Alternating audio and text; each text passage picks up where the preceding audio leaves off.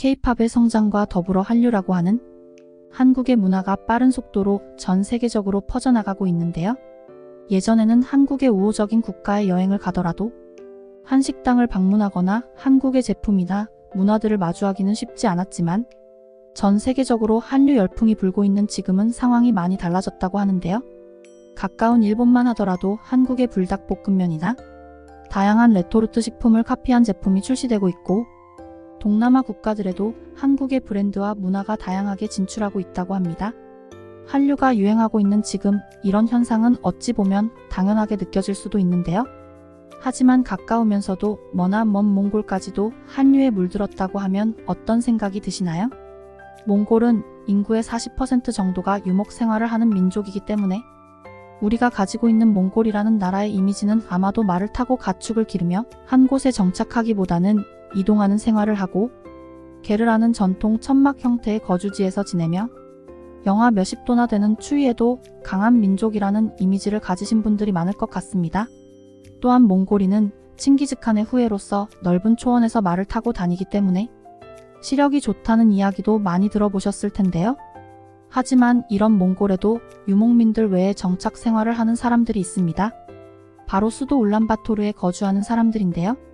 아무래도 나라가 중국과 국경을 마주하고 있는 만큼 막연하게 생각하면 중국풍의 문화가 퍼져 있지 않을까 하는 생각이 들 텐데요. 과연 몽골의 도시는 어떤 모습을 하고 있을까요? 최근에 몽골을 다녀온 외국인의 이야기에서 몽골의 수도인 울란바토르가 어떤 모습인지 상상할 수 있었는데요. 이곳이 한국인지 몽골인지 헷갈릴 정도로 한국과 닮아 있었다는 이 외국인의 경험담이 커뮤니티를 떠들썩하게 하고 있습니다. 몽골의 모습을 상세하게 묘사하며 SNS를 떠들썩하게 한 그는 최근 한국 친구와 함께 몽골 여행을 같이 가게 되었다고 하는데요. 공항에 도착해서부터 사방에서 한국말을 들을 수 있었던 그는 공항에서의 경험을 이렇게 설명했습니다. 한국말로 능숙하게 택시를 타겠냐고 물어온 택시기사는 한국인인가 의심이 될 정도로 한국말이 유창했으며 원화로 환산한 금액으로 택시비를 흥정해 왔다고 하는데요.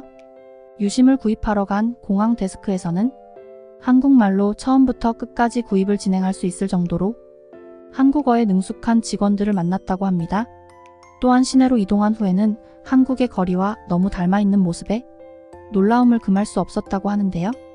거리에는 한국과 똑같이 24시간 운영이 되는 CU나 GS25와 같은 익숙한 편의점 브랜드가 즐비했고 몽골 사람들은 식료품이나 생필품을 사러 울란바토르 시내에 있는 대형 마트 체인인 이마트에 간다고 하는 이야기를 들었기 때문입니다. 심지어 이름만 똑같이 만든 로컬 체인점이 아닌 우리가 알고 있는 바로 한국의 그 이마트였는데요. 뿐만 아니라 뚜레쥬르나 롯데리아, 탐앤탐스, 카페베네 등 유명한 프랜차이즈들이 많이 진출해 있었고 프랜차이즈 외에도 수많은 한식당들이 있었다고 하는데요. 어느 쪽이 더 인기가 많은지 비교할 수 없을 정도로 몽골인들에게 많은 사랑을 받고 있다고 합니다. 이처럼 몽골이 한국과 비슷한 형태를 갖추게 된 것은 90년대 중반 대한항공에서 비행기 2대를 몽골에 기증한 것으로부터 시작됐습니다. 한국과 몽골이 형제의 나라로 수교를 맺은 지 30년이 넘어가고 있는데요. 하지만 본격적으로 한국 문화가 몽골에 퍼지기 시작한 것은 바로 이 비행기 기증으로 인한 직항편이 생기면서부터입니다. 몽골과 한국은 언어에서부터 닮은 점이 많았는데 몽골어와 한국어의 어순이 동일하기 때문에 언어 자체를 배우는 것이 상대적으로 쉬운 점 역시 긍정적인 영향을 끼쳤다고 볼 수 있습니다. 직항 노선의 탄생으로 인하여 한국에 일을 하러 오는 몽골인들도 많이 늘어났는데요. 우리나라가 과거에 아메리칸 드림을 꿈꿨던 것처럼 몽골은 코리안 드림이라고 해서 한국에서의 일자리를 갖는 것을 굉장히 선호하는 분위기라고 합니다. 몽골의 국토는 우리나라의 15배에 이르지만 인구수는 한국의 15분의 1 정도밖에 되지 않을 정도로 인구 밀도가 낮은 나라 중 하나인데요. 산업 기반이 크지 않기 때문에 제조업이 없어 무언가 시작하려고 하면 주변 국가로부터 물류 비용을 들여 자재나 물품들을 수입해야 하는 몽골은 바다가 없기 때문에 모든 물류가 육로로만 이루어진다는 특징이 있습니다. 수입에 의존을 할 수밖에 없는 특성상 거리가 멀어질수록 물류비의 부담이 증가하게 되는데요. 한국은 지리적으로 가깝기 때문에 물류비에서 이점을 가져갈 수 있어 그만큼 한국 기업이 진출하기에도 좋은 여건을 가지고 있다고 할 수 있습니다. 또한 과거에는 소득 수준이 낮은 몽골인들이 물품을 수입할 때는 저렴한 중국산이나 러시아산을 이용했지만 경제가 발전하고 소득 수준이 올라감에 따라서 품질이 좋은 물건을 찾는 수요가 늘어난 것도 한류 열풍에 영향을 미쳤다고 하는데요. 일본보다는 대륙으로 인접해 있고 품질도 좋은 한국산 물건에 대한 수요가 점점 증가하고 있다고 합니다. 몽골은 제조업이 없기 때문에 일자리를 구하기 위해서는 해외로 나가는 경우가 많은데 제조업이 발달했을 뿐만 아니라 임금 수준도 높고 거리고 가까운 한국은 몽골인들에게 있어서 최적의 나라라고 할 수 있었는데요. 이렇게 한국에서 일을 해본 경험이 있는 몽골인들이 많아짐에 따라 자연스럽게 몽골 내에서 한국 문화를 이해하고 한국어를 할 수 있는 사람들이 늘어나게 되었고 이들에 의해 점점 한국 음식이나 문화 등에 대한 수요가 늘어나게 되었다고 합니다.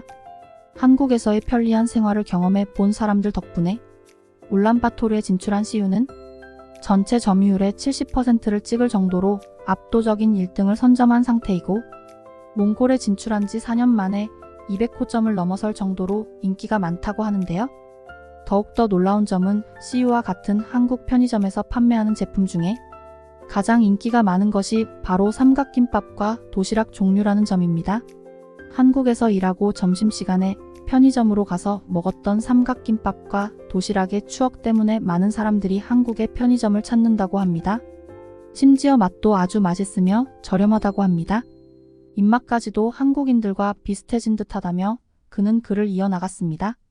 또한 대형마트가 없었던 몽골에 처음으로 진출한 대형마트인 이마트의 인기는 예측을 넘어설 정도로 엄청나다고 하는데요.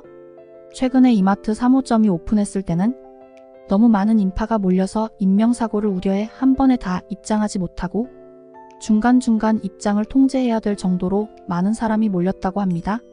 당연히 한국 식당이나 제품들 역시도 다양하게 만날 수 있었는데요. 한국의 프랜차이즈, 한국의 편의점, 한국의 마트 등등 온 거리가 마치 작은 한국이라고 해도 좋을 정도로 한국의 도시와 흡사한 모습이었다고 합니다.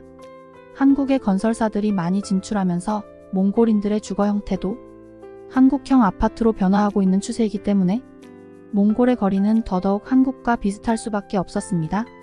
또한 인터넷이 발달한 만큼 한국의 다양한 유행이 빠르게 몽골로 전파되고 있다고 느꼈다고 하는데요. 한국 거리에서 자주 만나는 패션은 몽골의 젊은 층들이 너무나 자연스레 소화하고 있었고 우연히 식당에서 얘기를 나누게 된 몽골인은 대부분의 몽골인들이 품질이 좋지 않은 중국산 제품보다도 가격은 조금 비싸더라도 품질이 좋은 한국의 가전제품을 선호한다고 이야기해 주어 놀라움을 금할 수 없었다고 합니다. 식문화 역시도 최근에는 많은 가정에서 한국의 스타일을 많이 따른다고 하는데요. 집집마다 김치를 사 먹는 것은 물론이고 현지인들이 운영하는 한식을 파는 식당들의 맛도 굉장히 좋았기 때문에 마치 한국에 있는 것과 같은 편안함을 느끼며 여행을 마무리했다고 합니다. 중국과 인접한 몽골임에도 불구하고 몽골에서 우리의 문화를 좋아하고 따라해준다는 것이 굉장히 뿌듯한데요. 이 모든 게 뛰어난 한국의 기술력과 우수한 한류 문화 때문이 아닐까 생각이 듭니다. 오늘 영상을 재밌으셨나요? 영상이 재밌으셨다면 구독과 좋아요를 부탁드립니다. 감사합니다. 오늘도 좋은 하루 보내세요.